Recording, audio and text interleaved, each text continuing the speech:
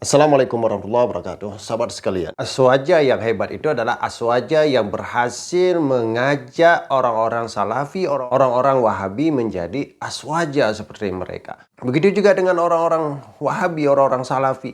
Orang salafi terbaik adalah orang salafi yang berhasil meyakinkan aswaja bahwa manhaj mereka lah yang paling benar. Siapa yang paling banyak mengubah, apakah aswaja yang berhasil mengubah orang-orang salafi menjadi aswaja atau orang-orang salafi yang berhasil mengubah orang aswaja menjadi orang-orang salafi? Dan salafi atau aswaja yang paling gagal adalah aswaja yang berhasil membuat orang salafi menjadi semakin benci dengan aswaja. Dan orang salafi yang paling gagal adalah orang salafi yang berhasil membuat orang-orang aswaja semakin benci dengan salafi. Coba dulu sekali-sekali orang-orang aswaja itu punya target. Mampu mengaswajakan ustadz-ustadz salafi. Sehingga ustadz-ustadz salafi itu yakin bahwa aswajalah yang benar. Tanpa harus merasa dirinya itu disalahkan. Begitu juga orang-orang salafi. Coba lu sekali buktikan kepada kami orang-orang aswaja bahwa salafi itu yang paling benar tanpa harus membuat kami itu dipojokkan, disalahkan, dan disesat-sesatkan. Coba dulu. Sehingga kita umat Islam, apakah itu salafi atau aswaja, bisa duduk bareng, bisa jalan bareng sambil terus mengedepankan keislaman kita, bukan menebarkan kebencian di antara kita. Baru kita itu bisa disebut sebagai umat yang rahmatan lil alamin. Bukan umat yang, jangankan sama pihak lain, sesama kita aja kita tidak rahmatan lil alamin. Sesama kita itu tidak ada ruhama ubainahum. Tidak ada sedikit pun kalau kita lihat hari ini. Saling mencecar, saling mencaci, saling memaki, saling menyesatkan.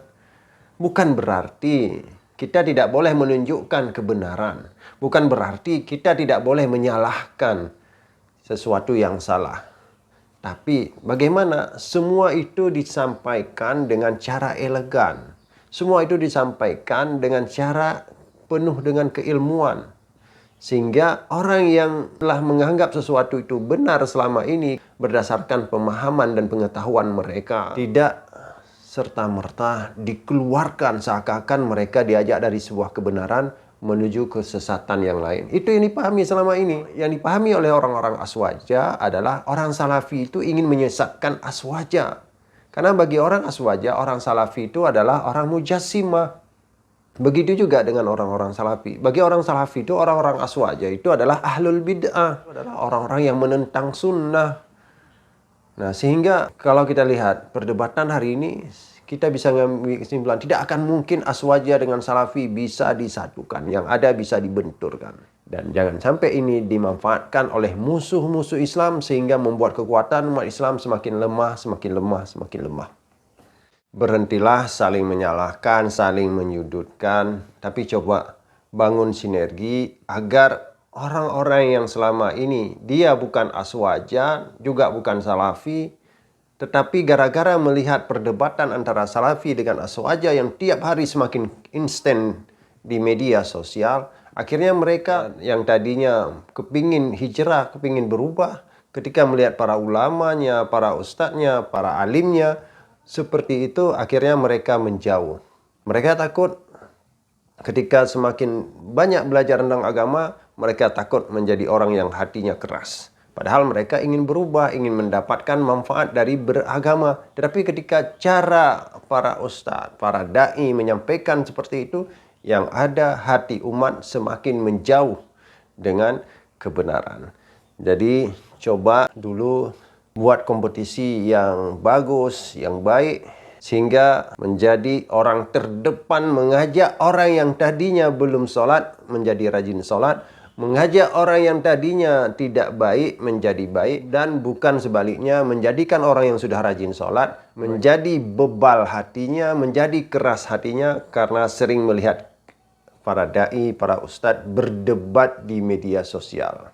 Karena apa? Berdebat itu membuat hati semakin keras, membuat kita jauh dari kebenaran. Beda dengan diskusi. Nah, di media sosial itu kita lihat bukan diskusi lagi, tapi memang sudah saling menghujat, saling menjatuhkan. Kalau memang Salafi atau Wahabi itu yang paling baik, buktikan, tunjukkan bahwa inilah jalan kebenaran, inilah jalan menuju kepada Allah, inilah jalan menuju keselamatan. Begitu juga kalau aswaja yang paling benar, yang paling baik, tunjukkan, buktikan bahwa aswaja yang mampu mengajak orang kepada kebenaran, yang mampu mengajak orang kepada Tuhan, yang mampu menyelesaikan permasalahan-permasalahan umat.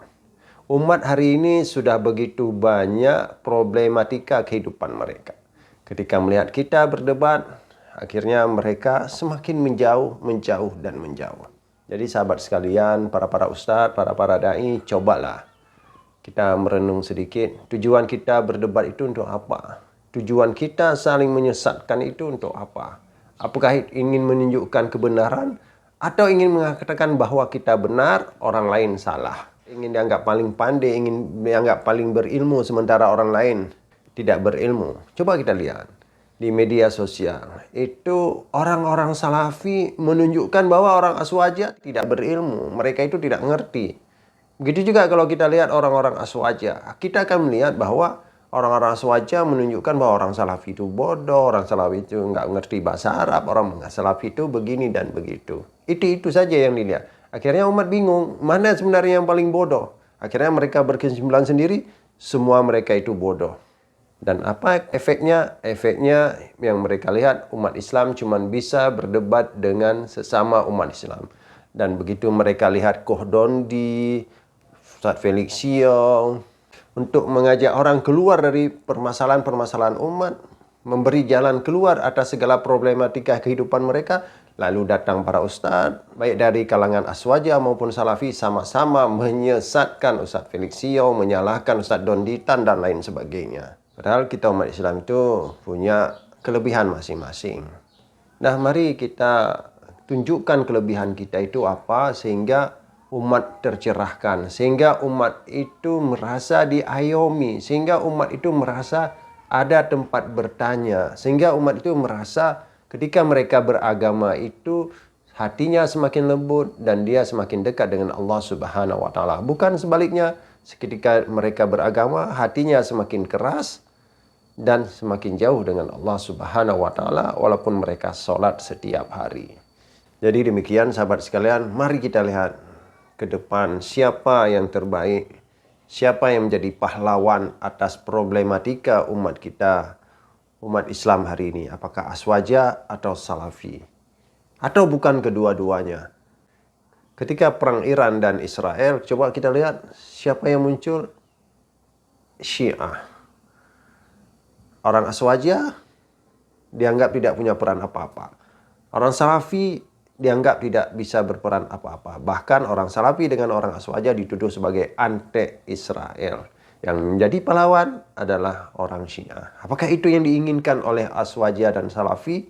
Kalau bukan, mari bersinergi. Mari kita tunjukkan bahwa memang kita itu betul-betul ingin mengajak umat kepada Allah, ingin mengajak umat kepada Islam, dan ingin menunjukkan yang inilah yang benar. Bukan ingin menunjukkan saya yang benar, sementara orang yang lain sesat menyesatkan. Nah, kesesatan memang harus disampaikan. Kesalahan memang harus disampaikan. Cuman ketika kita menyampaikan kesalahan dengan menunjuk muka orang, yang ada penolakan dan permusuhan. Jadi yang kita lihat selama ini di forum-forum media sosial itu adalah saling klaim kebenaran, saling menghujat, bukan mengajak kepada kebenaran. Memang ada beberapa ustadz yang mereka tidak peduli atas perdebatan, mereka tidak peduli atas keributan antar para singa Aswaja dengan singa Salafi. Semoga Islam seperti yang digambarkan oleh Rasulullah SAW, Islamu ya'lu wa la yu'la alaih, betul-betul terwujud. Dan kita sebagai orang yang punya sedikit peran terhadap agama ini, betul-betul bisa berperan menjadi orang yang menunjukkan kepada dunia bahwa al-Islamu ya'lu wa la yu'la alaih, bukan orang yang menunjukkan sebaliknya bahwa umat Islam cuma bisa saling menyalahkan, cuma bisa saling menghujat dan menjatuhkan. Wallahu a'lam bishawab. Assalamualaikum warahmatullahi wabarakatuh.